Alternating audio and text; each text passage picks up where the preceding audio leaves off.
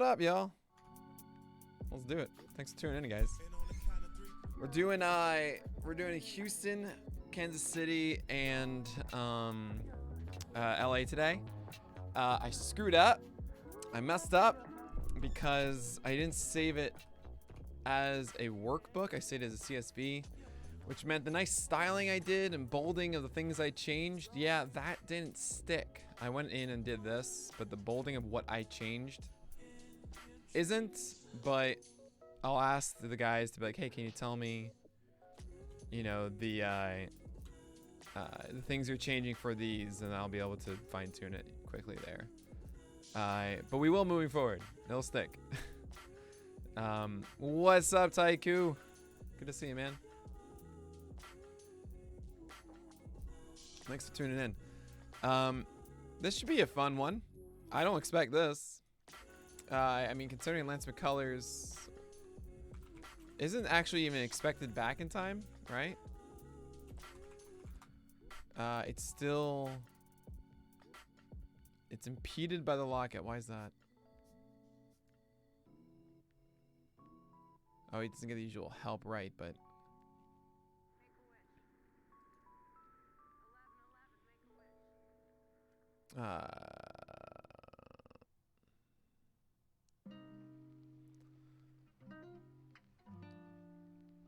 yeah, we don't know when he's gonna return. Hey, what's up? Just 2 days. Good to see you, man. Welcome back.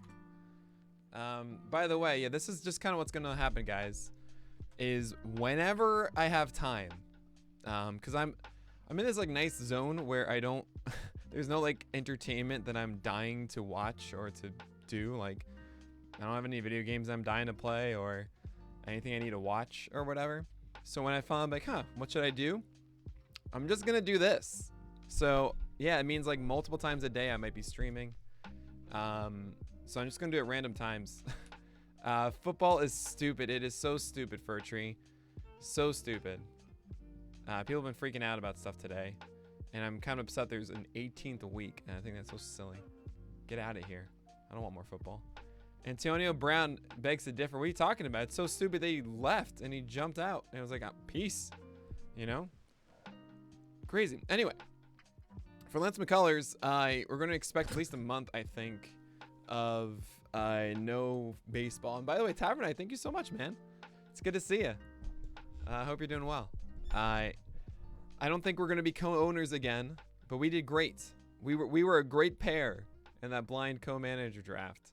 I don't even know if I'm doing it again in the first place, but we were good. We had a good thing. But good to see you, Sacris. Anyway, so as far as starts for Lance McCullers, if we take away April, and then we assume that even in the 5 months that he would play, there will be an injury, I'm going to put him at 20, probably 22. In those 22, he is not a 6 IPS guy, more like a 5.5. So if it's a 5.5 times 22, probably with some that are a little bit underneath it. But let's just say 5 at 22 is 110. Then half for 21.22, so that's 121. So that, I'm pretty much putting him at 120. Hey, what's up, Schwebs? Yeah, I'm putting him about 120 innings. I'm putting him at 22 starts. Maybe 22 starts is too few. I'll say 24, 130 then. That seems all right. As far as the performance goes, should be better than that. 122 whip. Actually, it's always been a problem with whip, hasn't it? Yeah. That's actually a pretty decent projection. I'm going to make him a little better, though. 119. Strikeout rates should be higher, though. Let's give him a 26.4. Walk rate's still bad. Yep, that's fine. 371 is fine. Cool. We're good here. I don't really want to say much more. I mean, we thought the slider and the curveball would be the thing. Oh, you get to Carlos Hernandez? Oh, yeah, that's right. That's today. Oh, my God. We're going to get to Carlos Hernandez. Before I even get to it, Schwebs, I want to hear what you think my Carlos Hernandez projection should be. I want to see in the chat.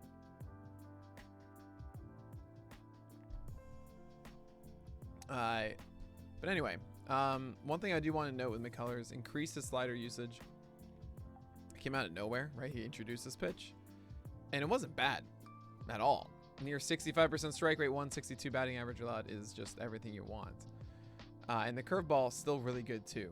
The problem that I saw in season was that it was rarely both of them working in tandem. On a given night, one of them was excellent and he focused on that, which is great. But generally what makes Lance McCullers to me so appealing for the long haul is having both of these tally over 50% usage. Right now that's where it is. I want it to be like 70% of the time throwing that stuff, and then this changeup isn't good. Oh God, that's ridiculous, Lance. You can't have a sub 50% pitch that you throw 14% of the time. You can't. This is atrocious.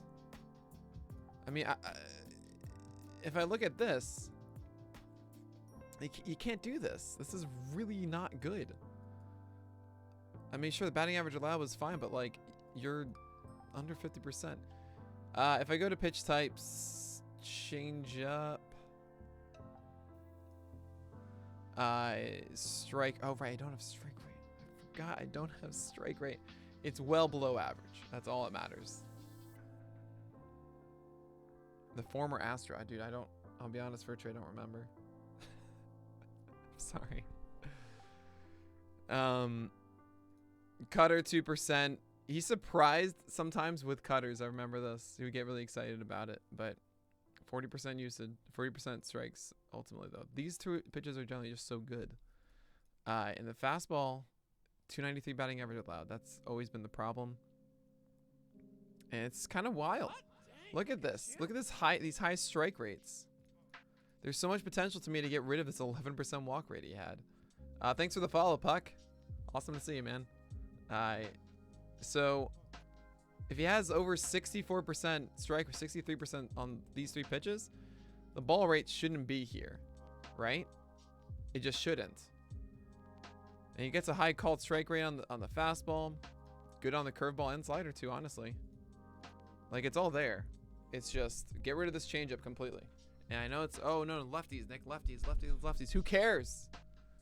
When you have this good of a slider and this good of a curveball, like, just throw those. You'll be fine. Really. Let them beat you. Let them hit those pitches.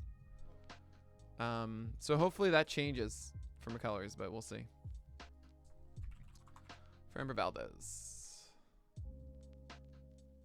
I mean, I gotta say, this is such a helpful process to me.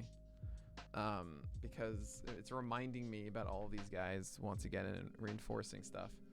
So that when there are 4 stages of the off season, right? There's the initial one where I have my thoughts still kind of there, relying on everything through the season of the SP roundups that's lingering. And I have that initial mock draft, and I go through the mock draft podcast, and I have something on that. That's the first stage. The second stage is doing more podcasts with other people and kind of hearing, myself really push into that stuff again. The third stage is writing the top 100 or top 200 article. And that's really where I get my talking points, the things that I feel really good about. And then the fourth stage is how that stuff kind of shifts a little in February and March, where I look back in February and go, you know what? I've been saying this one thing about this guy, but it's been harder and harder for me to really buy into it for whatever reason. And then, then I put out the fourth one. I didn't write strikeout percentage. That's just what they gave me. It's K percentage. I might as well just do that. I mean, I'm not going to change it because it might mess up their thing. But yeah, I prefer K percentage. I don't like SO. Doesn't matter to me. Anyway, Framber over here.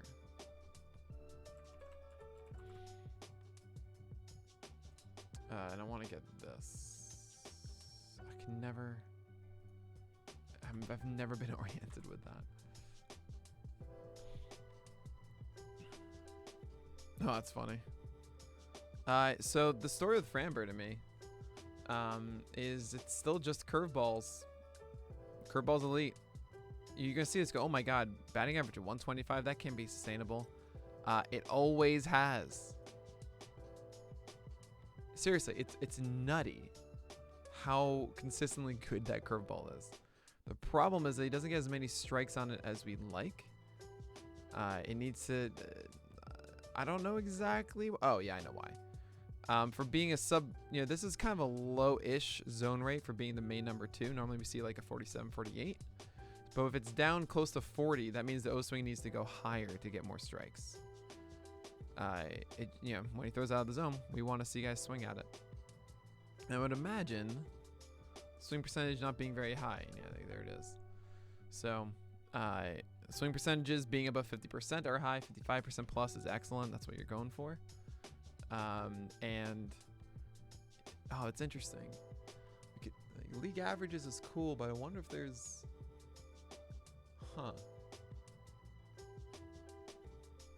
something to think about. Sorry, just thoughts in my head. About stuff. You ready to go over the Tigers? I did. Yes, 2 days future. This is what we settled on. We did it last night. So Casey Mize at 4.1, 1.21. The main difference between Mize and Scooble is the strikeout rates. Because I think that Scooble can develop more with the slider change of fastball than I do Mize. I don't think there's another thing. The splitter just is not it. Curveball's not it. I think Mize with the cutter and fastball is going to be a little more efficient than Scooble is. So that's why I'm giving him slightly more innings. But should be about the same starts. I don't really see why one over the other. And roughly the same ERA whip stuff. This is kind of interesting, actually. Why would I do that? This is essentially me saying slightly more home runs for Scooble, which actually probably is right. So, yeah.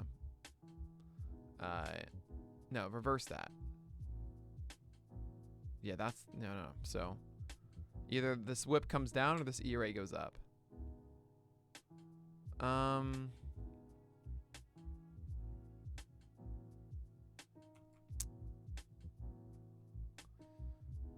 I'm just going to leave it. Who cares?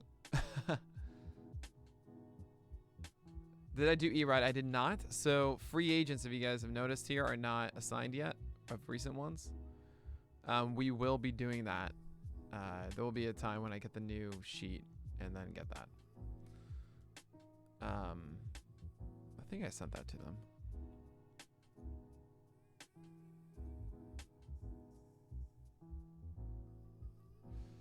Okay. All right. So let's move on to Framber. So as far as what I expect results-wise, I mean, this is kind of what we thought. I mean, the ERA should be higher. The whip is kind of what it is. I'm going to say it's this. Yeah, that's actually a pretty good ERA. Like, this is... I like that. Yeah, probably a little bit lower. Now this is the part that I think should go up a lot. I mean, I'm going to predict 30 innings here, 30 starts.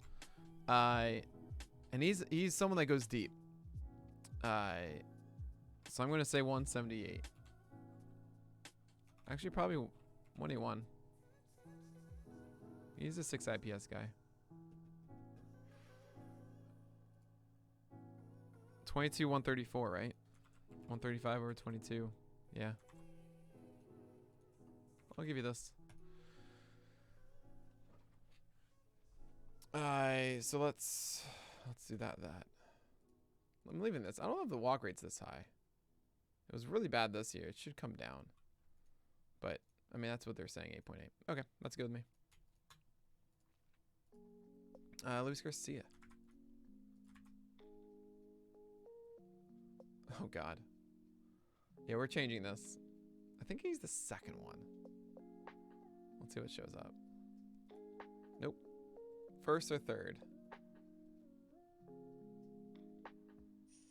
Third one it is.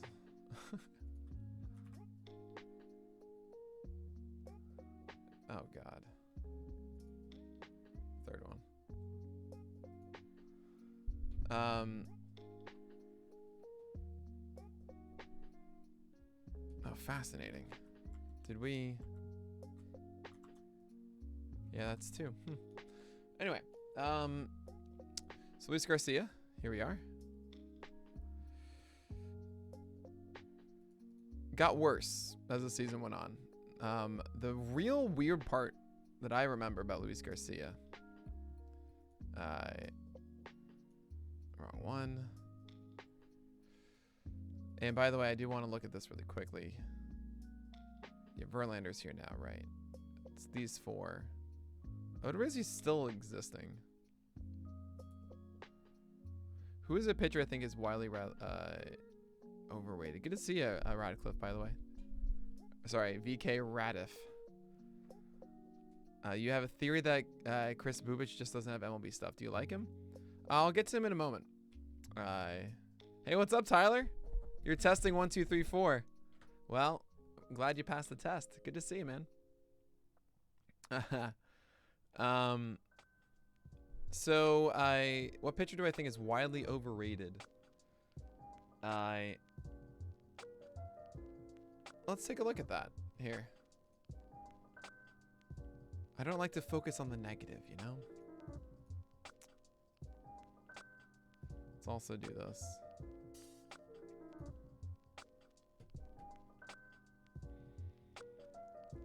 Who is overrated? I'm just gonna do that based on ADP. The first one that I feel is shocking, maybe is Nathan Eovaldi. Framber Valdez, I think, is overrated, but that's actually kind of right around here. Shane Baz is being overrated, but then again, this is draft champions, so it's like a draft and hold as opposed to in season. But this will not be the ADP for like standard NFBC 12, 15 teamers. Not a chance. Bassett will go ahead of him, I guarantee you. Yeah, Eduardo Rodriguez is probably my most overrated. Ranger Suarez, absolutely overrated. Oh my god. I mean, look at this. He's down here.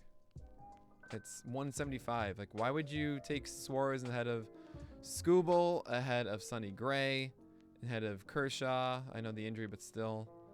Ahead of Urquidy, Clevenger, Syndergaard. I'd rather do all this stuff. 239 seems right. 134 absolutely does not. Oh my god, the idea that he'd be ahead of Ian Anderson is just crazy. Zach Gallen, my god. Anyway, so with Luis Garcia, his cutter and slider are both excellent. Cutter was a 31% CSW. It was actually much higher earlier in the season, 23% swing strike rate. But look at batting average allowed, a look at the strike rate, great. Slider, though, it was harder for him to get strikes with it. It also allowed that home run to Jorge Soler. But 123 batting average allowed and a 37% CSW. Okay? It's kind of wild to me. High strike rate, but didn't get the whiffs that you'd want, which to me says kind of like inefficiency out of the zone. But I think this is a pitch that should be thrown more by the end of the year. Actually, I think it's a lot easier to see this way. If you go to his game log, you can kind of see slider usage drops off a ton. 10%, 3.4. He barely touched it. Going with cutters and fastballs, pretty much just 1-2. He drove me nuts. I think he should be throwing that. I mean, this is seriously, again, 37% CSW pitch. That's really good. That's essentially saying that either it's a foul ball or... oh, that's interesting. Foul ball percentage is probably really low on this. Do we have foul percentage yet? Not on this. We'll have foul percentage, guys. Yeah, I don't think we do.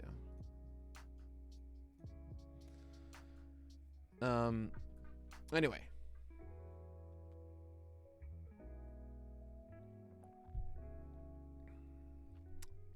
Moving on here. I think that's the biggest area of improvement that could happen, but at the same time, changeup was thrown 11% of the time, wasn't very good. It's fine, but no, really 50% strike rate on that pitch and just not really doing enough and in favor of it isn't what you want. Curveball, same idea. High, it's just the surprise pitch for 23% of the time you'll get it, but that's just a quarter of the time. And 55% strikes, it's fine. Four-seamer got crushed though. And that's the weak point of Luis Garcia. And it's really a question of how much do you buy into this success of the cutter? Right? Is this going to repeat itself? Is the slider going to improve? And is a fastball not going to get beat? Those are 3 major questions. It ended with this, which is startling, to say the least. But if you look at it through July 20th, that's where a lot of it came from. 106 whip, 29% strikeout rate, 3 ERAs. He had a really nice opening 16 starts, right? Just really cruised through. But after that All-Star break, well, really after that +1, not the same, 436. Really had 2 stellar starts, 3 stellar starts, but this is 3 walks and 1 strikeout, you know? Wasn't quite the same guy. This was against the Royals and the Twins. And not the same.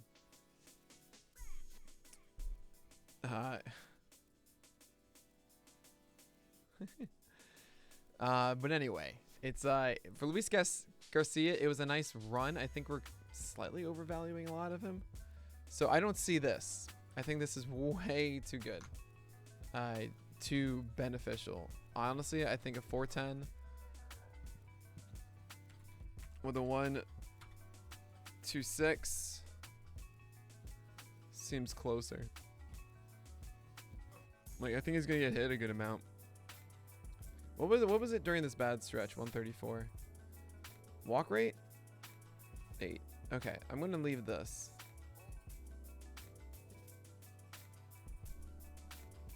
I'm actually gonna say 415. He should be starting regularly. Regularly. Jesus. My enunciation is atrocious. 155 innings. I don't see why he doesn't blow past that. 175 over 29, over 30. Let's go, actually. Like, he's starting every day now. I mean, he started 28 games last year. And there were some of them were limited, keep in mind. But yeah, fine, let's do 29 and no, 30 but 172. That's cool with me. It's not saying 6 IPS essentially. Well, underneath that. Now 168. That's 198, Nick. There you go. But that's Luis Garcia. I don't see this being what you want, guys. Too many things need to be corrected to get there. Urquidy and Christian Javier. So you gotta keep in mind too, Justin Verlander is here now. So we don't know how Javier is gonna flip in. I imagine at some point, like in the beginning, he's gonna get starts because McCullers is gonna be out. I changed that.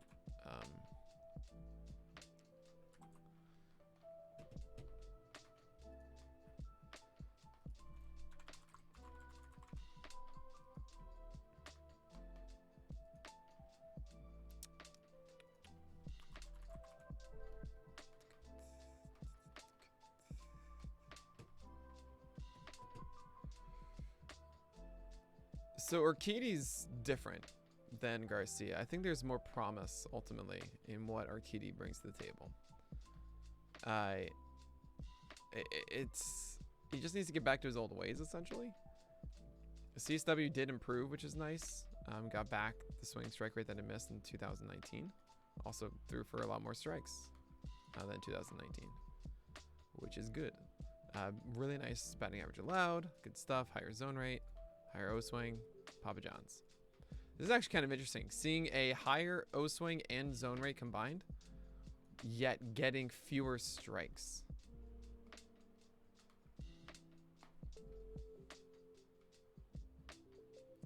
That means he threw more balls. No. Zone rate. So he threw more in the zone.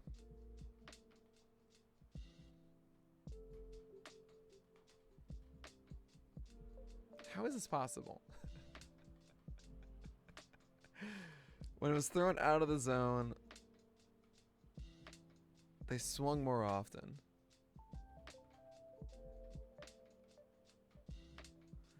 Wait, I can't wrap my head around this. How can you have a lower strike rate while having a higher zone rate and a higher O swing? How you get strikes, if it's inside the zone, it's automatically 100% of the time a strike. Either it's a swinging strike, called strike, hit into play, or a foul ball. Right? Then when it's out of the zone, it's only a strike when they swing. So if you go higher... what am I missing? How could that possibly be true?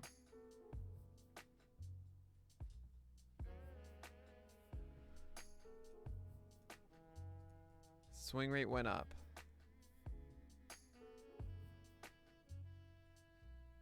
Strike rate went down.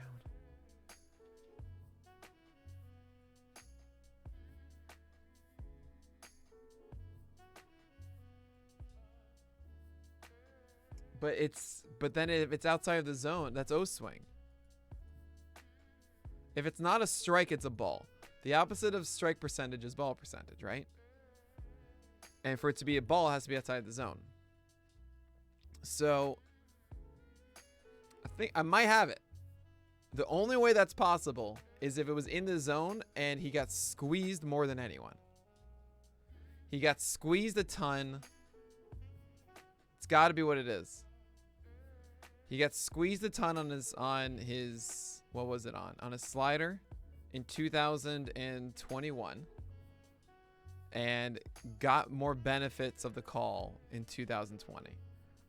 It's the only thing I can think of. Okay. I needed to I need to figure that one out. Sorry. We could theoretically we could track that. How many pitches that were inside of our zone that were a called ball, and how many pitches that were outside of our zone that were called a strike. We could do OZ strikes, IZ ball. Okay, Z balls. Z ball percentage. The ball percentage. And then OZ strike percentage.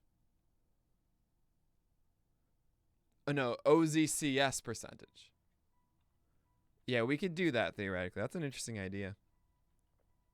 Just overall. Huh. All right, sorry for the tangent. That really was like I hope that's all it is.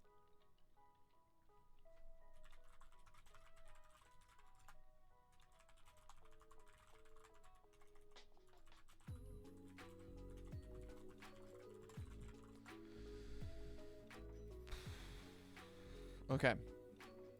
So anyway, with Urquidy, he has a good slider. He's got a really good changeup, and it's actually the pitch that we were excited about when he came up. 66% strike percentage, has always been sub 200 on his batting average allowed. Like, this is really good, and the CSWs don't necessarily speak for that. But when they swing and they don't do well, it's 3 years of that. Z contact went down. That's really good, really good. O contact is fine, but the batted ball, a lot of weak contact on it, not a lot of hard. It's a really good changeup. Bacon's 222. Oh my lord, that's absurdly low, and it's always been that low. I think it's sticky. Curveball is not so much. I mean, he barely throws it. Does get a high called strike rate though. That allows for a super high strike percentage. That's good. Just didn't get hit well this year. Or got hit well. That's not good for him. As far as the rest goes, the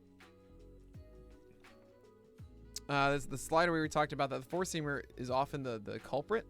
However, super high strike rate, really low batting average allowed. I think what happened, honestly, is he let up? Like homers on fastballs, and then on the curveball, right? That wasn't the curveball. It was just doubles there. Yeah. He just allowed slider, curveball, slider home runs, and four-seamer home runs. But the batting average allowed overall is good. It's just Got unlucky about the quality of the contact. High fly ball rates will do that. But yeah, made some mistakes with the fastballs. He got burned on it. But I think that Urquidy might be actually a super sleeper. This is my first time. I didn't realize how in I'd be on Urquidy. His stuff is just that good. Huh. I'm sorry. Where's he going?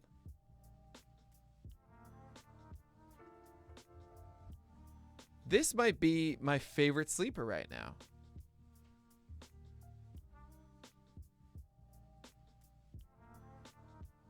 Health is a good point, Schwebs.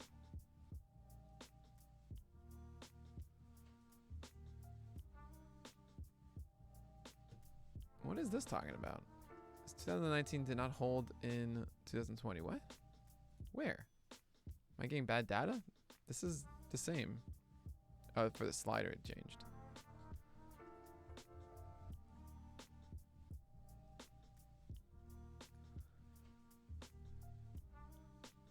This stuff is really good, is the thing. I mean, what's his health right now? When did he pitch? You said I was beautiful. End of season, right? Like he was missed time mid-season. Okay. What was the injury? I mean, he was cruising before it. I'm willing to tell you right now, I think Urquidy is one of those guys that will always beat his FIP. Because of how effective he is at getting strikes with across his repertoire.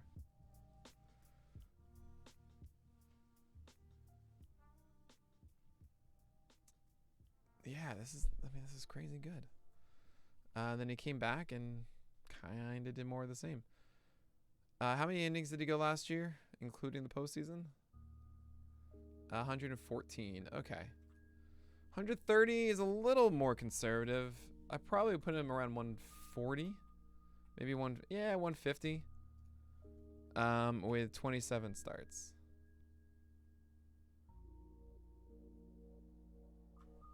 Let's say it's 24, 140. 24 starts at 6 would be 25 at 6 would be 150, right?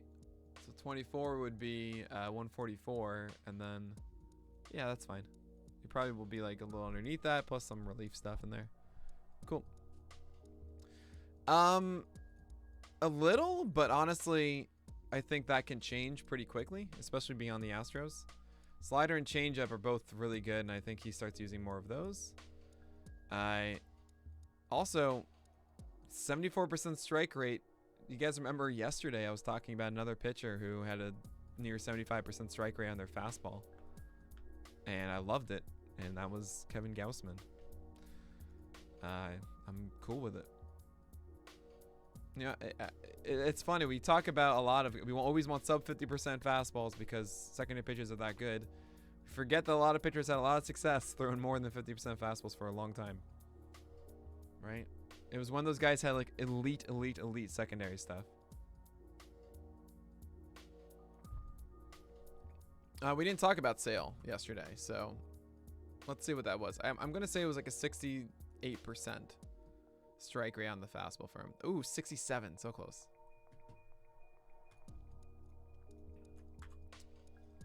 But yeah, it was Kevin Gausman at like a 75%, super good. Anyway, so for Urquidy, this seems good to me.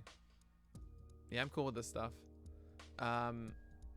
Maybe a little better on the whip side, but I think that's a very good projection. Yeah, this is great. I'm cool with this. If you notice, he's my favorite one of the guys. You know, the strikeout rate is lower, but like, don't underestimate the whip, and I think the strikeout rate can go up too.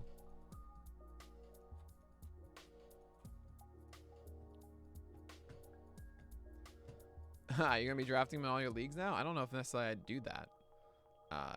Blue Jays makes it weird, but I believe more in his fastball because of the high strike rates. Essentially, if you can have a super high strike rate without detrimental balls in play, it just means that you do better. You know, the more strikes you get, the better you are as a pitcher. You know? So I maybe. I mean, having his best ever fastball is part of it. Got his velocity back. Had command of his fastball as good as ever. But yeah, you're right. I mean, I don't think he's going to be as good in Toronto as he is in San Francisco.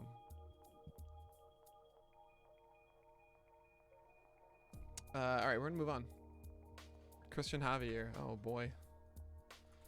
I actually really like Christian Javier. It's just a question of how many innings he gets. And what do we have it projected at? Yeah, this seems right. I mean, if not fewer starts, but yeah, I'll keep this. This is fine. Yeah, Tony Disco. Well, Tony Disco, though, PJ, I think that's kind of the whole San Francisco develops pitchers thing. I think is kind of not right. It's based on a very small sample. The case of Tony Disco was that he was actually really good. He was pretty much who he was in 2019, this past year. It was hurt last year in 2020. And then he had his free agency. I remember even thinking like, huh, like he's not that bad. Like everyone's kind of treating him like a leper. San Francisco got him. Yeah, and he kind of returned back to 2019. And wasn't in Cincinnati, but he was in Oracle Park. Just even better. Just a much better environment for him to succeed. The only times he did poorly, guess what? Were against a good team like the Dodgers. He's the bane of his existence this past year for Tony Disco. So I don't really think that San Francisco really tweaked that.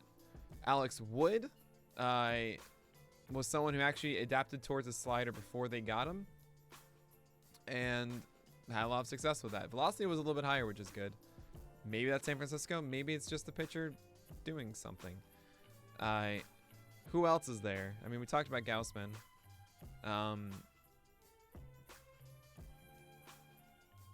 You almost missed it. Antonio Disco. Yeah, Anthony Descafani's Tony Disco. Yep. I didn't come up with that. I think someone on Reddit said Tony Disco or something in response to me once. I was like, dude, yes. That's the best. It's like the best name.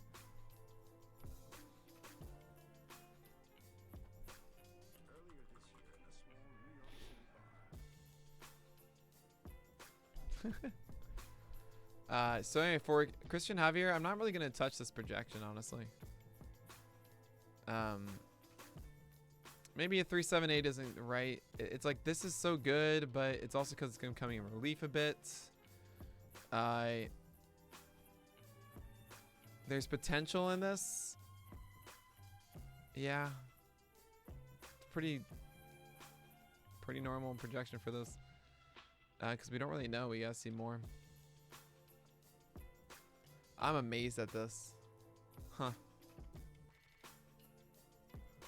Why is it such a low strike rate? It's such a good offering. Look at this. 100 batting average allowed. But he can't get over 60%. If you can do that, that's just where he soars. It's such a good breaking ball. Like you can see how much movement this has. I mean, look at that. I just moved my cursor over. I'll stop. It's really good. I'm not as impressed with this fastball. I think it's one that he doesn't command as well. This is the same pitch to me. Just one slower than the other. When he throws it slower, it's a worse strike rate. And changeup's trash. we don't care about the changeup. I'm gonna raise this to 3.9. Just doesn't feel right to say that. Oh yeah, he's gonna be this elite reliever. Is also going to do stuff. So I'm gonna change these and push these up. But I'm gonna keep these. All right. You gotta figure Houston makes a play. Greinke again and moves Javier to the role. He was so good in last year. Well, first of all, Verlander's here. So Javier already, I'm already down to 14. I'm kind of envisioning that he's going to steal some starts from McCullers or Kitty. Maybe someone else gets hurt along the way. There's also Jake Odorizzi to keep in mind too. But I think Javier is going to be more trusted for starts because I think that's the long-term play for Javier. I'm not going to touch Jake Odorizzi.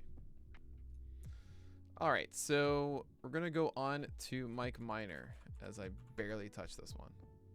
I mean, I'm serious, barely touch it. I'm probably just going to... Sure. Wow, this is actually kind of better than I expected. Yep. That seems right. Hope he's expected for the most innings for the Royals. It was so disappointing. He was throwing like 94 in spring training, and then it wasn't anymore. And that stunk. Let all the home runs. Like he was sitting 93, 94, and then wasn't. 91.5. Was there a start when he did? I feel like there was one. Come on. Never? Jeez. There we go. Get to 92 here. But that's not it. Nope. Never got there.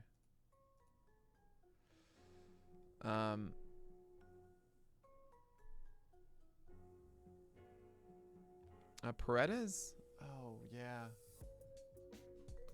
Wow, what's his first name? Was it Francis? I don't remember. I don't remember at all. Sorry, I'm not tired. You're tired. All right, Mike Minor.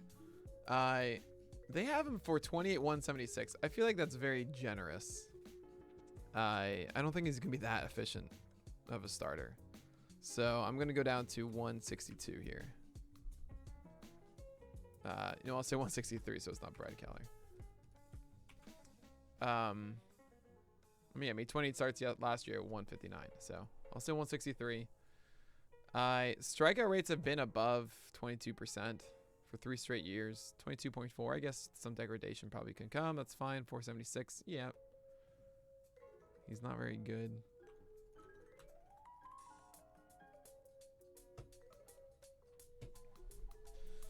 Brad Keller is probably this. Yeah, I mean, a little bit better on the whip side, though, right? Wow, 124 is for Mike Minor. I got to give him a little bit of a benefit here. 127, at the very least. No, we're going to skip over Bubic. Just kidding, man. I had to sell for a second. And Inoli. Thank you.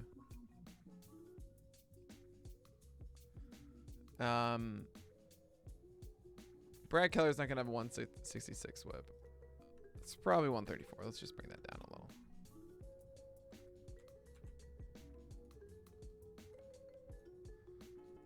This is all fine to me.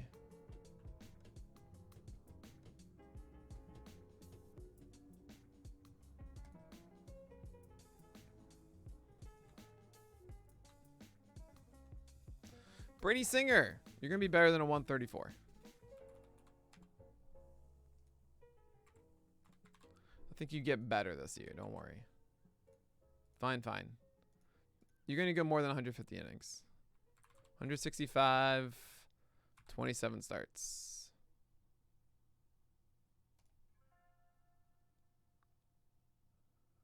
Right?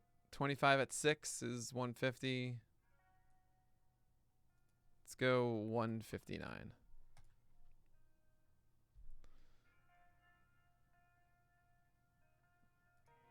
I think at the beginning of the year he had, this stretch here.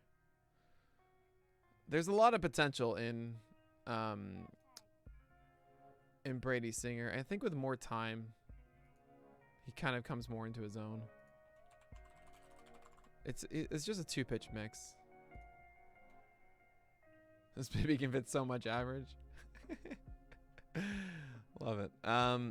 Just looking at Brady Singer for a second. I'm not spending much time on the Royals. This is a sinker, by the way, not a 4-seamer. Ground ball heavy. This is the problem here. 325 batting average allowed in your fastball is not a good thing. Didn't get enough strikes, honestly. I know it's kind of surprising to see because, it's a 26% called strike rate, but it's not a 75% strike rate. You know? Essentially, when they did swing, it turned into 325 average and rarely a swing and strike, and it's just not good. Doesn't matter if this is a 36 or a 35% CSW. It's just if you throw it this much, you throw 100 pitches, 100 fastballs in a game. Let's play this game, right? This is fun to me, okay? I think it really highlights what I'm talking about here. You throw 100 pitches. 58 of them are going to be a fastball, okay?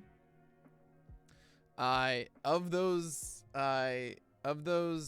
58, 1/4 of them. So let's just say it's 60 of them, right? 15 of them are going to be a called strike. Awesome. Great job. You got a strike.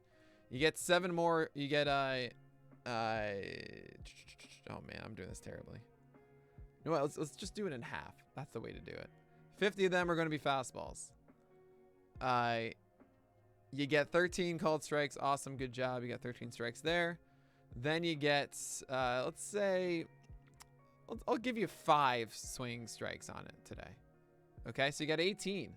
Sweet. 18 of the 50 that you've thrown have now gone for a strike or for like a, CSW. Awesome. But the thing is, you've got 32 others, right? And considering it's a 2/3 strikes, that means a third of those 50. Now those are balls. So now you're up to 35. 17 of them are balls. You're up to 35, right? That means you got 15 where contact was made. Batting average of 325 essentially means a third of those. So that means 5 are going to be hits. So that means you're allowing 5 hits every single game on your fastball. Actually even worse BABIP. It's more like 6 hits a game on your fastball. That's just your fastball, right? You're allowing 6 hits a game. So that's a whip of 1 if you're going 6 innings on your fastball. I was told there'd be no math. But you understand, this is kind of how I'm putting this all together. You see the high CSW rate, but really think of like, that's just a third of his pitches, Then there's another third that are balls. And then what's the other third doing? The other third is getting slapped at 40% rate of being a hit. That's bad. It's bad. I mean, I didn't count foul balls in here, so there's that noise. But you get the idea of why it didn't work despite the high CSW. So slider, still 300 BABIP, but only 237 average, right? Oh, he did. That's right. Was it a full month? When was that?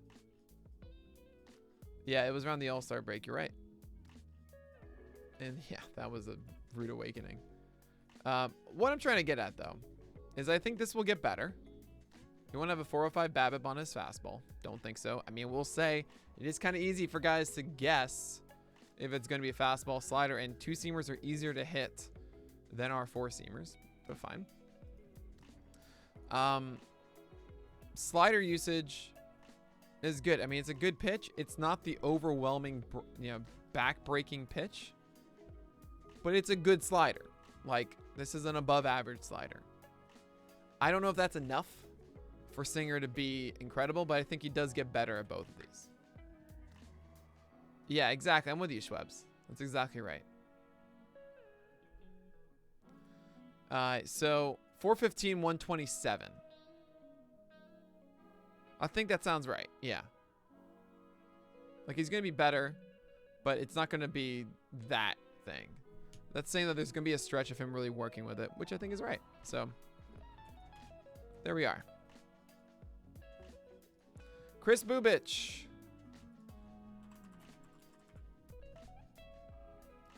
$4.1 seems generous. It probably is.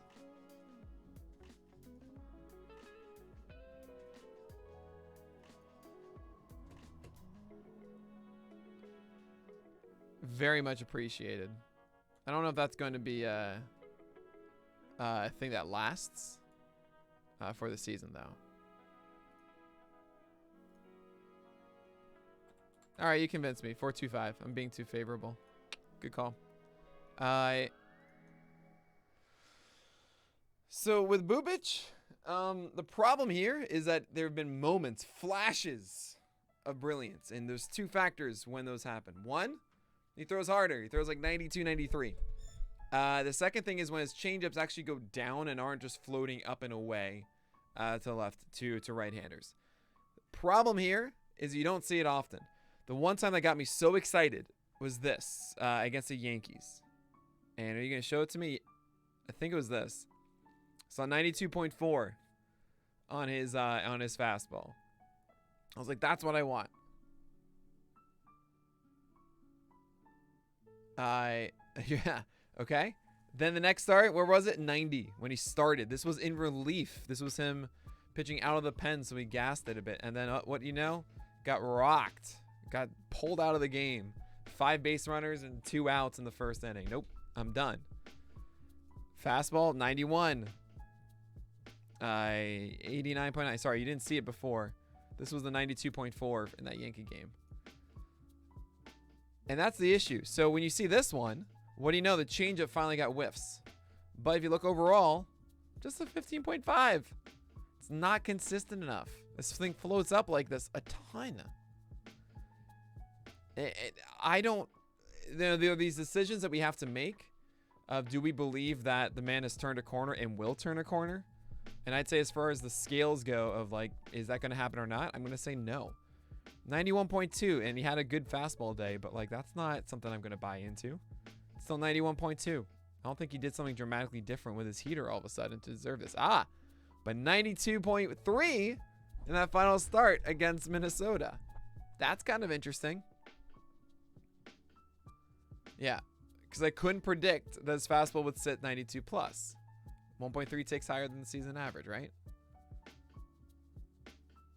I have my serious doubts. Yeah, there you go. This is me in October and me now, 3 months later. We're best buds. We love each other. All right, so that's the story of Bubic. So what's our projection for him? 4.27, 1.34. I think this is too good of an ERA, honestly. I'm going to do that. 21.35 seems right. Yeah, that seems good. I don't want to be employed by an MLB team. It's not my goal. I've had like the Orioles. Someone in the Orioles want to be part of some like small position or something like that. But I didn't want to do that. I enjoy this so much to do this on my own time, to kind of create the things that I want to do, to work with the people that I do, to be this incredible haven of baseball stuff. You know, I think there's so much potential in the market, so much potential with the people that I work with. And I feel what you guys are seeing with PL6 this past year, in the future with PL7 in the next month, is just kind of a tip of the iceberg of like what this whole thing can be. So I don't want to abandon that, you know? So that's a great call, PJ. No Lynch and Coar are here. Because they weren't listed, I believe, in roster resources top 5. I think that's why. And I will make a note of that. Yeah, they're not listed in roster resources top 5, but Lynch and Coar, they're saying are early call-ups. I have my no, that's the auction. Let's see. Where am I looking for? There we go. Daniel Lynch and Jackson Coar. Just people for me to note that if we want to. There are some guys that I might just in the back end of WordPress just input a projection for and call it a day later on to make sure that's there. All right, so we're going to skip over Carlos Hernandez and go straight to Shohei Ohtani.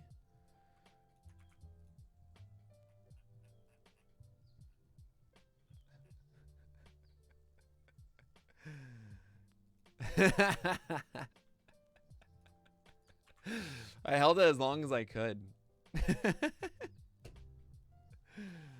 All right. Carlos Hernandez. So as we've talked about many times, Schwebs. For Carlos Hernandez, it's pretty straightforward to me. Throws hard, which is great. 97, love that. The command of it isn't very good. These are good results, honestly, from it. I mean, I want this to be better. We're just talking about 75% strike rate being beautiful, and here he's at 63.5. I want it to be 65 plus. Well, considering that Kumar isn't even drafted because of his injury, I guess Jack Leiter. I don't know enough, honestly. VK. Prospects are a weird thing. We never know. You know, there's all this talk about Asa Lacy and Max Meyer and all this stuff. Like, I don't know, man. I gotta wait till we see them. The best prospect take I ever had was that Mackenzie Gore ain't that good in 2019. But there have been a lot of terrible ones too. I mean, of course. Who doesn't know about Tin Snap? I mean, that's the case. I literally say, like, hey, pitchers don't exist until they pitch in the majors. Then I have a frame of reference. I'm able to actually outline things. You know, Spore tells me I don't care about pedigree a lot, which is right. You know, he reminds me of that. He is correct in the sense of pedigree often hints that there is something to them that we haven't seen yet. So as far as the black box goes of potential, having prospect pedigree does indicate that that there could be something else that blossoms. But I generally don't use that as a variable because I like to judge on the things I see. And, when I see a guy perform the first start, I say, oh, Matt Manning is not good. Don't care about the pedigree of him. He's not very good. Or Casey Mize, he has this high pedigree. And it did pay out last year, I guess. I was wrong on that. At the same time, I don't think he's, in dynasty leagues in 2019, Casey Mize, oh my God. And it's just like, I don't know, get Tony Disco. James Kaprelian, So, so what I'm doing, just so you know right now, I'm going to do Carlos Martinez, and I'm probably going to do just the Angels, and I'll probably stop for now, but then I'll come back tonight to try to do Milwaukee through the Brewers. Oh, that would be sweet. I'll be at 152 then? Oh, heck yeah. And then tomorrow we get through this. Day after that, we get through this. That's Tuesday. Wednesday, we could probably do it twice. So who is this guy? Why is he here? That's 7. So that's through Wednesday, and this is Thursday. And then hopefully Friday we tackle the free agents. Oh my God, there are a lot of free agents. So Thursday and Friday we tackle free agents, and that's the plan here. See you later, PJ. All right, so let's continue here though. So Carlos Hernandez. So curveball and slider are both actually cool looking pitches. Slider wasn't as consistent as we want, just a low strike rate on that. Same thing with the curveball. I think the overall command is the question, and that's why you're seeing these low strike rates. They're just inefficient pitches. The stuff is great. It throws hard. I think the four-seamer isn't as amazing as other 97-mile-per-hour pitches we've seen, but still good. You normally would see a little bit higher swing strike rate on it. I mean, what's the contact rate, though? Contact rate's actually pretty good, 77%, so, or 78. That's I'm happy with that. So that's fine. But yeah, Carlos Hernandez should get opportunities this year. I'd be surprised if they're not starting him. Good velocity. It's just a matter is the slider or the curveball going to come through or not? And I don't know. I really don't know. Those are high zone rates for a pitch that gets a few strikes. So this I'm kind of cool with this. This might be a little favorable, but that's fine. There's more strikeout potential than 21 though. I think that's not giving him enough credit, but then again, like Jose Urena doesn't get strikeouts and he used to throw hard. I don't think the walk rate is this though. Wow, he had 11? Jeez, what are you doing, buddy? What happened? How did that happen? probably a few starts or something. Oh yeah, okay. So he only really started being a starter around this time.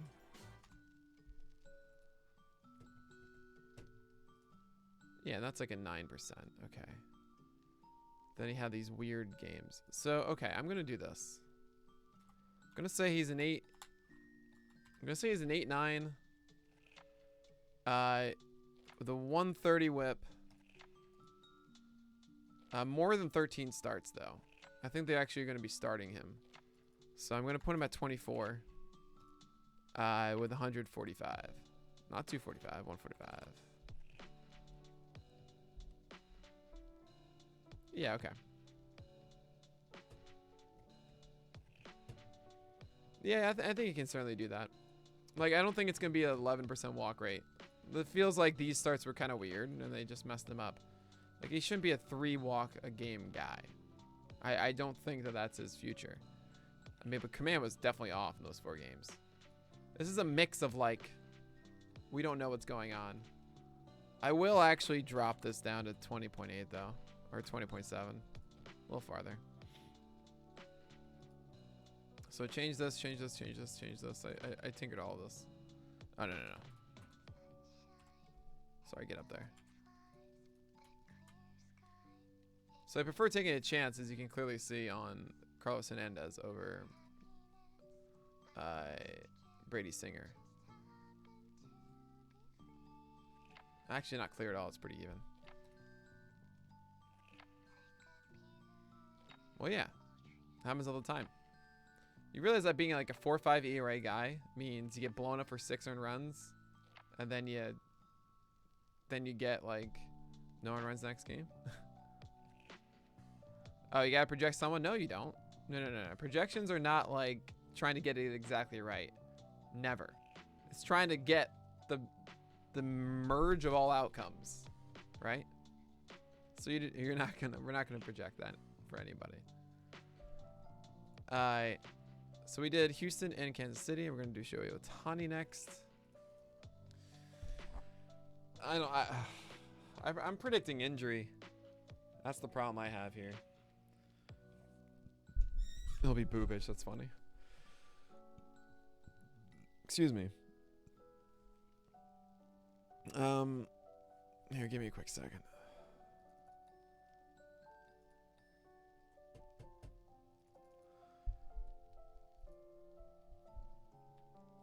All right. So let's get through these 5 guys, and I'm gonna get some dinner. Actually, maybe I can do Los Angeles Dodgers. It's only 6:45.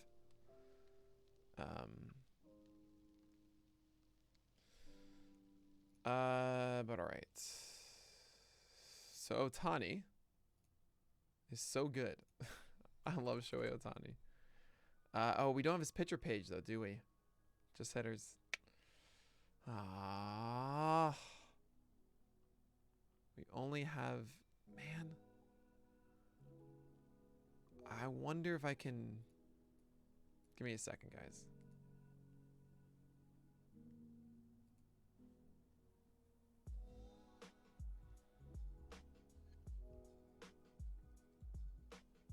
Let me see if I can make this happen.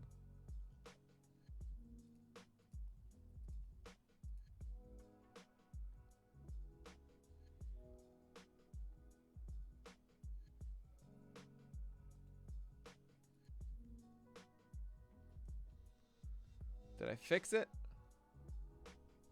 Sure didn't. Oh, come on.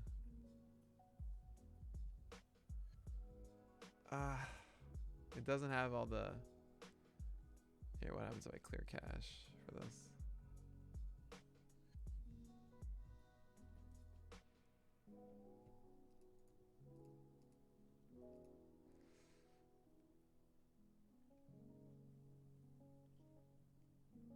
I don't know. I don't think it's going to work, yeah. Dang it. So Shohei we can't get. We have it in there. It's just not showing. So Ohtani's actually really good at conserving his energy. I gotta hand it to him for that.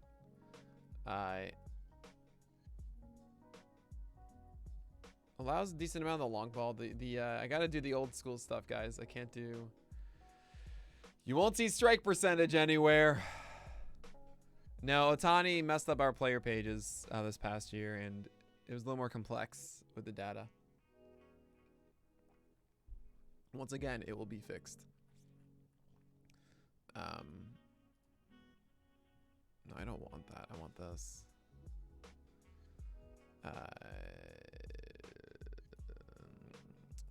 96, but then he pushed it up at times. Last start of the year, he went to 97, which I thought was pretty dang cool. If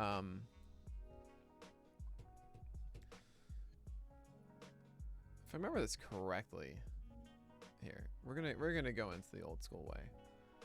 I remember when I discovered this. This was my renaissance of pitching analysis. You know, when I was talking about like individual granular pitch data, it was this page for everybody back in like 2016.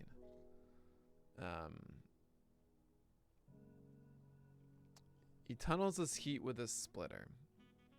You're not wrong. Every pitcher tunnels. Equating tunneling is very much of essentially equating deception, and it's this weird nebulous thing that we can't actually do well.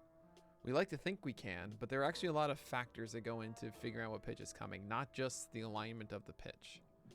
How it looks. A splitter looks more like a knuckle coming out than the spin of a four-seamer. There's a spin of a slider that you can kind of tell. You can also see actually on release how the hand comes off. I remember being able to tell that when I was hitting myself. There are all these elements that go into identifying what is coming your way. I remember once actually striking out with the bases loaded on a 3-2 pitch because I saw someone throw a splitter towards me. That was started low, and I saw the no rotation. I was like, ball 4, this thing is coming down. I know a splitter. And then it just never split. It was a terrible one. And then it landed bottom of the zone. I got rung up, and I was just so upset because I got it exactly right, but the pitcher stunk.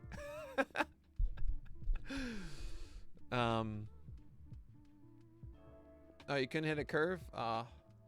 Yeah, curves can be really hard. You gotta just see enough of them to recognize the discipline of what you have to do when you see it. Kind of a gyro ball. I mean, it just tumbles. Watch one in slow motion. Like if you go to, well, anyway, that's what I'm trying to get at. The splitter once again actually had a bad season, relatively. Negative p-val this past year. Swing strike rate's really low at 8.6. Man, I wish it had all the things. I wish it had a CSW. I wish it had called strike rate back here. I feel this is so barbaric. Slider was really good, but not as amazing as you would think. I think it's a better pitch than it looks like it is here. A 59% zone rate on a slider essentially means how he got a lot of strikes. They're trying to say it's a changeup. No, it's a splitter. Yes, 25% swing strike rate on the splitter is great. All this to say, I think he got better as it went on. I remember him stumbling a little in the beginning, had this 4-run game, and then it was also kind of it was staggered when he was pitching. Like he only had 3 starts in May, which stunk. And then he had 4. You know, it was just like, all right, I want a 6. We're not going to get a 6-start month, right? But then he did ramp it up, I felt, by the end. We had 4 in September, 4 in August, 3. Yeah, I guess he never had more than... He had 5 in June, which ended in him getting destroyed by the Yankees. But yeah, I mean, he was just really good. I think he's going to get hurt is the problem. I don't think it's a 3.92. I think he improves, so... Let's go with a 3... Let's go with a 3.52. 122 is absolutely not. 116.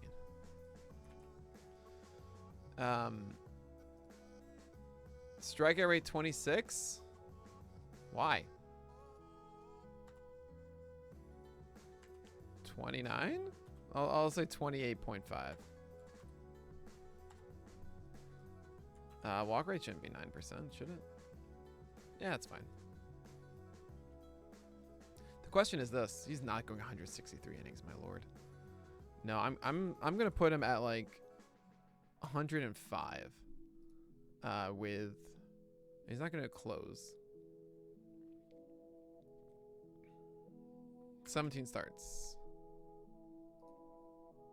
17 times 6. 102. All right, I'm gonna put him at 95 then.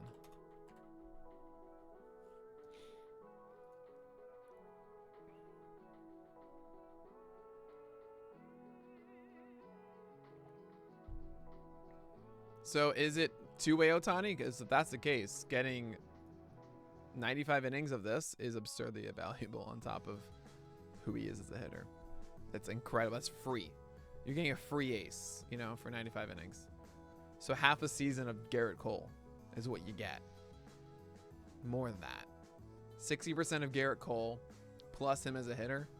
If it's a dual way, it's just, that's insane. But anyway, there you go. Patrick Sandoval, I love you so much, the Irish Panda. Oh god, I'm so happy we can go back to this.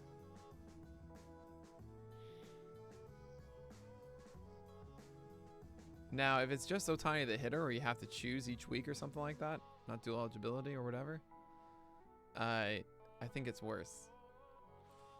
You know, I think he's not number one overall.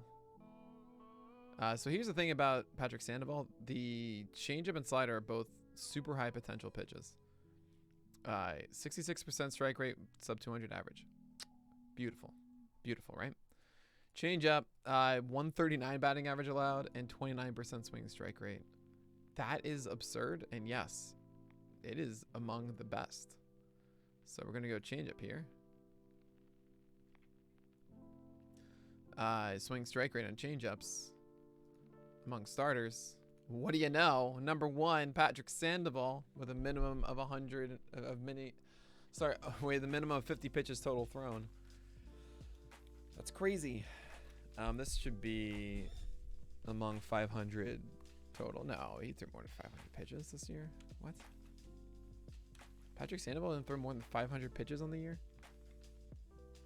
Oh, no. I'm sorry. Yeah. Of that pitch. 300 that pitch thrown, yeah.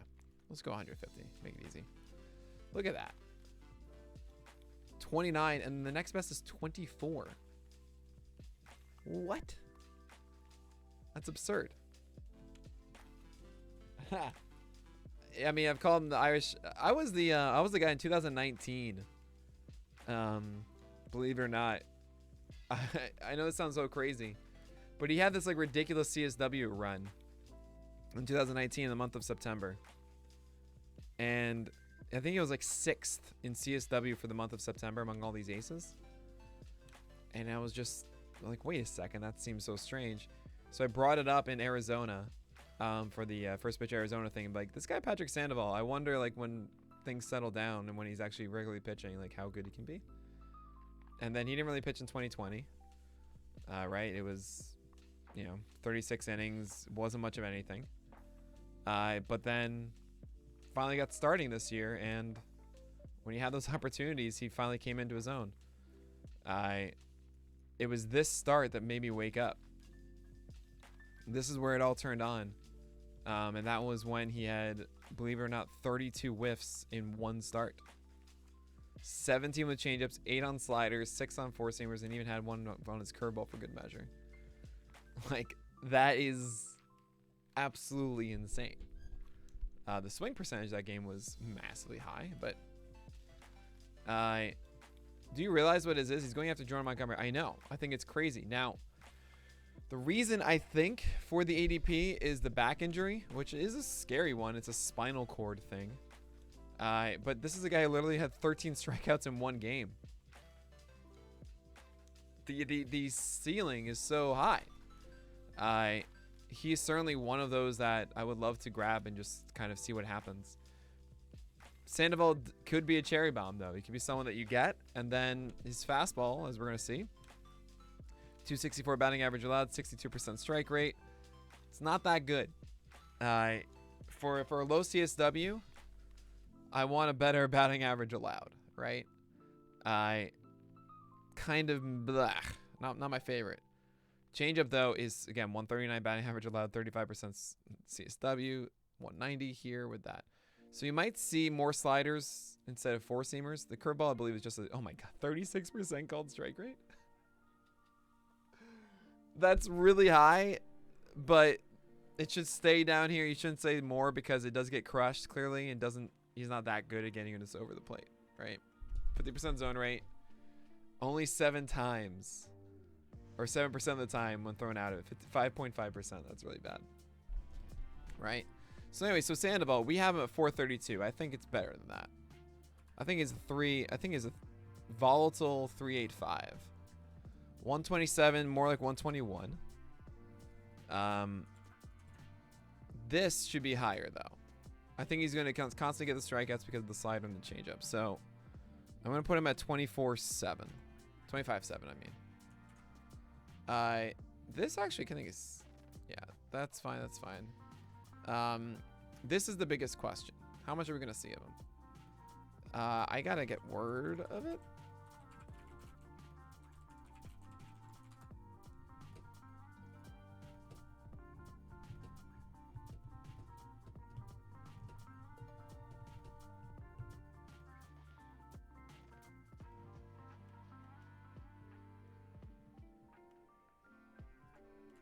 It won't affect him next year, but I still got to bake this in a bit. So, how many innings was it?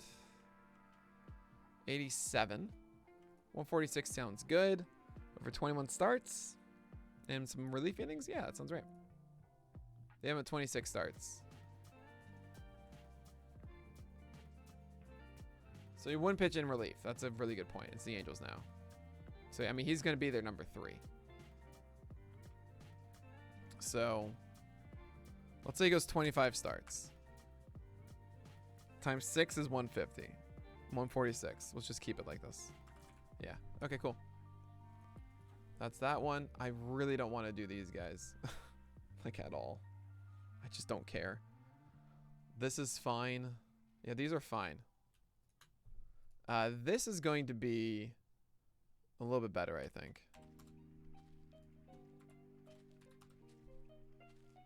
That's all I want to do there. We haven't seen anything about him yet, and like he's a better pitcher than what was giving credit for him. I'll give him a 3-1 though. All right. I am going to move on now. I'm gonna get some food. This is gonna be a quick second. I'm gonna order some food and then I'll work until I gotta leave to get that.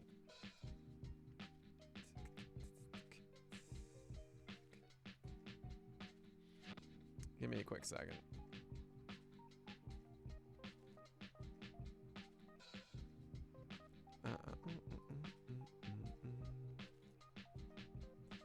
I am going to get what?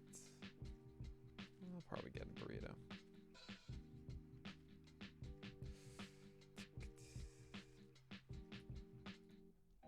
Give me a second. Almost there.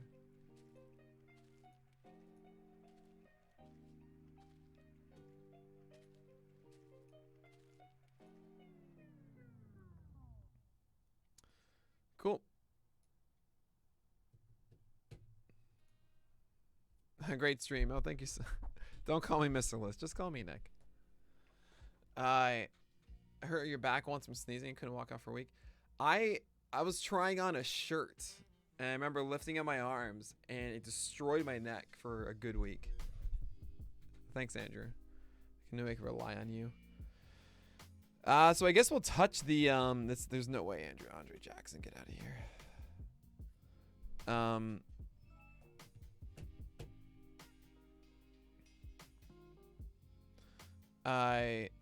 So Bueller Arias. Oh wow. Seriously? All right, I'm gonna get through all the Dodgers now too. I said I'd save Miami for later, so if we go through this, it says I've got 50 minutes to pick up my order. Man, they're busy tonight. Okay.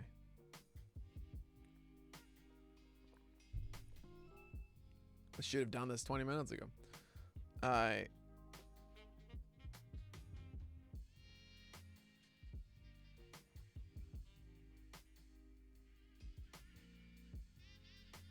Jesus, that sounds terrible. No, I've been called that before.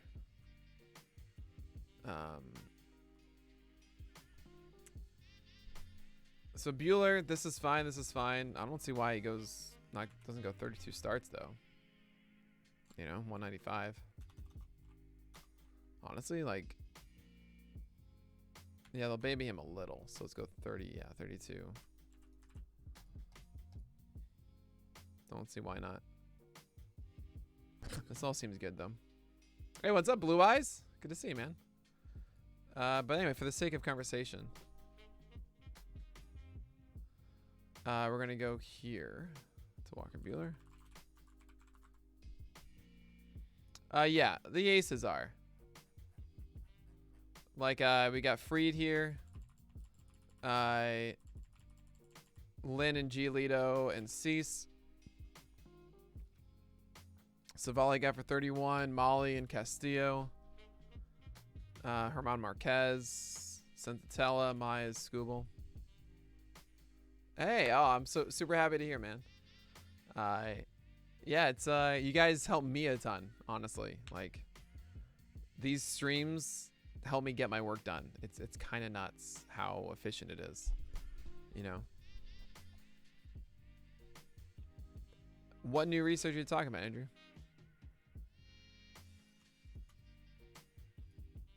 315 seems actually a little, like, why wouldn't we predict like a better than this?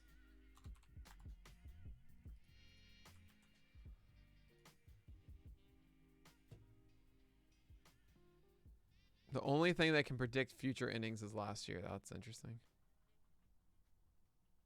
That's pretty cool. He just went 207. 32 innings, 195. I'll push him to a 201 then. Just 200, just 200 innings. There you go. Urias. Oh no, let's just talk about Bueller for a second. Strike rate on his fastball. It's everything is his fastball. I guess just pounds the zone constantly with it. 58%, does it effectively. Gets the most swing on, rides it up when it needs to. 95 plus, it's all great. Cutter, 70% strike rate and 220 batting average allowed. Phenomenal. Same thing with the slider, 68% strike rate, 200 batting average allowed. Phenomenal. Also got more swing strike rate this year. Yeah, up that a bit, which is great to see. Came back after last year. Curveball, not so much. Curveball's always been the lacking one. At least had a good batting average allowed. But the strike rates are lower. That's kind of an issue. These are way better pitches. The changeup doesn't really matter to me. I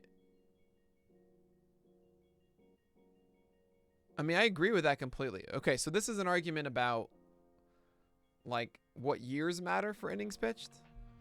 I think two things. One, injuries are a factor, and 2020 is a factor. But yeah, for the most part, I pretty much agree.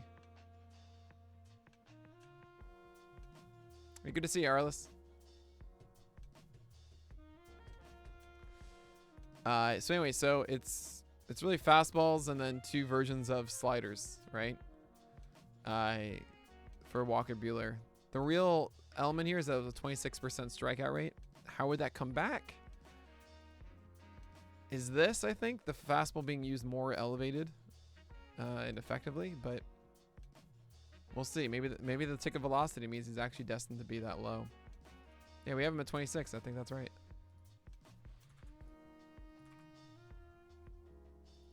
I mean, what was it before? Yeah, 28, 29, 26. I think it's right to keep him down there.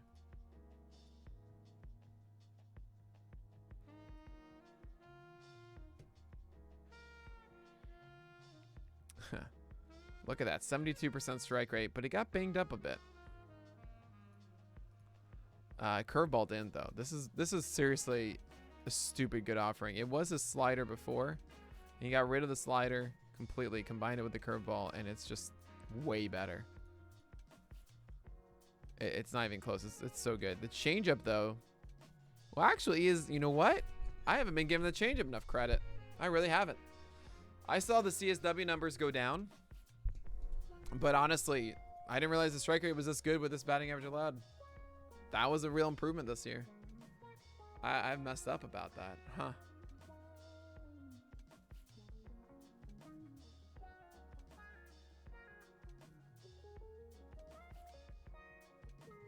That's fascinating.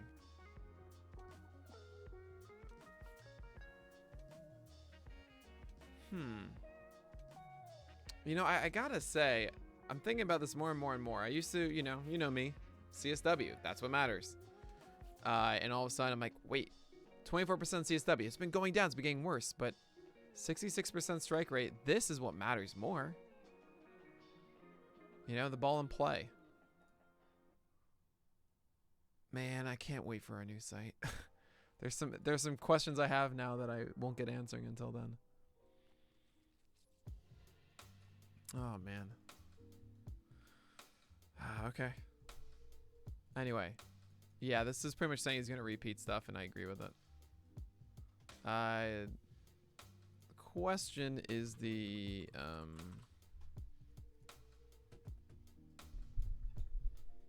Oh, I'm sorry, man. I'm sorry you're feeling that way. What's the site you want to make, Andrew?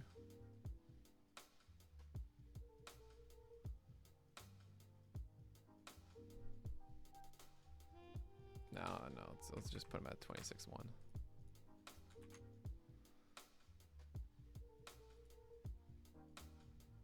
Why wouldn't he go more?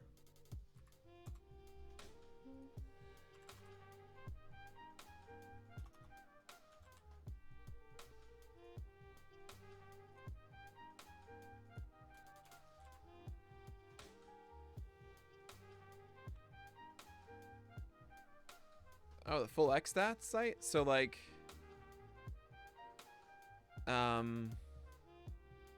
what it used to be before?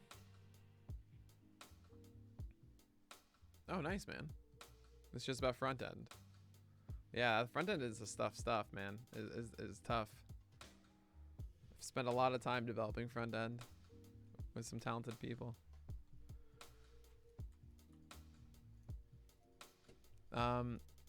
So here's the thing. These are the only like locked in guys with Dodgers right now, right? Oh, Andrew Heaney's there now. But they got it. They're going to add another arm. We know this.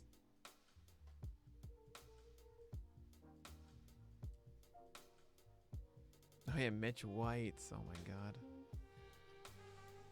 So I kind of don't want to mess with this stuff. I'm just going to say this is fine and move on here. With Gonsolin, that sounds great, Andrew. I would love that.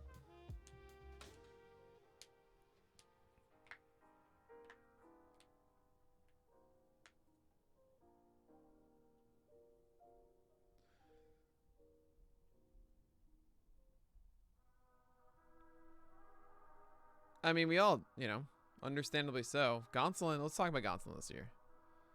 The good news for him is I think he's above David Price. I think he has the 5th spot regard. Like, there are 2 guys now. Let's say Gonsolin is the 5. I think and he needs the 3. I think there's going to be one more at 4.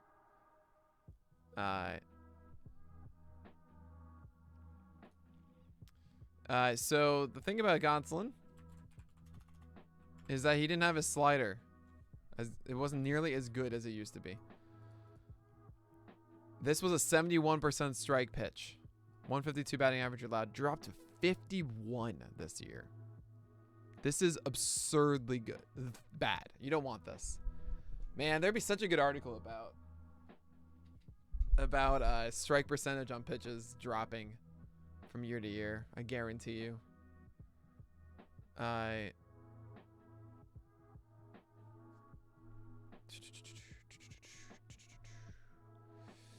Changeup got better as far as batting average allowed. 106. Love to see that. Now that's essentially a splitter, by the way. Strike percentage went down though.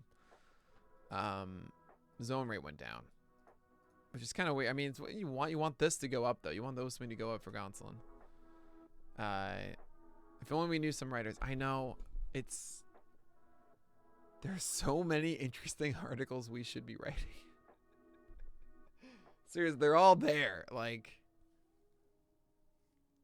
oh yeah, one of them strike percentage and batting average allowed and changes and all that kind of stuff. Anyway, fastball still getting a ton of strikes. It's just allowing a lot of hard contact. Clearly, wasn't good in the field, and I think that's a part of the slider. Like they're just sitting on the fastball. You know, they're not being hit by the slider, so or no, they're not being fooled by it. I mean, 50% O swing down to 30% is just so dramatic. It's probably something in the middle, which means that this is more like a 62% strike pitch, which is good.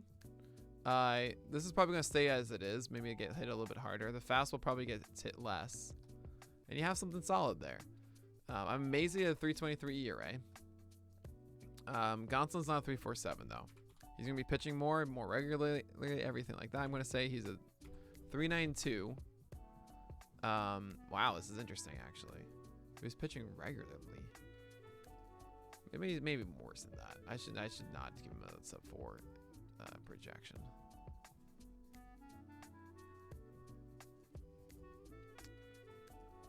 I'm gonna say 402. With a 124. He's gonna get starts though, I think. I'll keep this. Because we don't quite know. Striker rates have always been good though. Walk rate should fall. Yeah, this is fine. Alright. That's Tony Gonsolin. What did Steamer do? 452. There you go.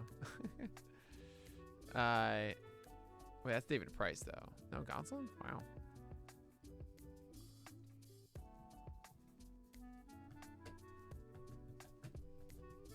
Yeah, this is another sleeper then to me. Where is he going? Super sleeper, 345, yeah. I think this is, yeah, this is 2.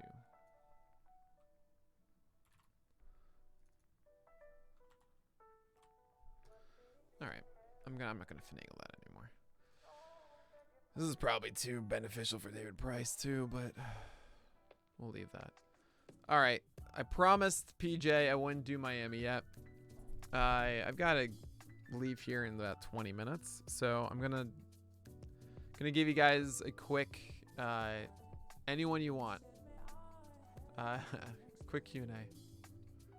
Oh, nice. Oh, whenever you wrap. Okay, you know what? Actually, yeah, I'll probably sign off then. You guys rock. I'll be back probably around like 9:30, 10, something like that. Because I want to get through. I want to get through this tonight. I want to get through Miami through the Twins. That seems right to me. There's so much to talk about. I think I have to do all of those too. I can't like skip anybody. Yeah, I don't think so. There's no Aaron Ashby there. Sorry. But he shouldn't be starting. Sorry. Well, dude, he's not projected. He's not projected to get the starts. I'll probably be doing it individually. Yeah, look.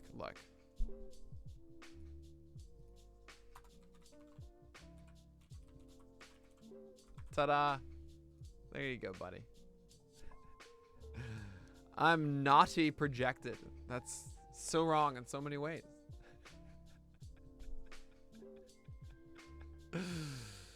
All right. Yeah, I'm going to sign off, guys. I'll be back at around 9:30, 10 o'clock. If you are following or subbed, you'll get the notification. You'll see it inside of Discord as well if you have PO Plus and stuff. I'll also see it on Twitter. So I'll be back later tonight. Thanks a lot for helping me out with this. And I'll see you guys soon. But as always, all hail CSW, and may your BABIPs be low and your strikeouts high. I'll see you guys later.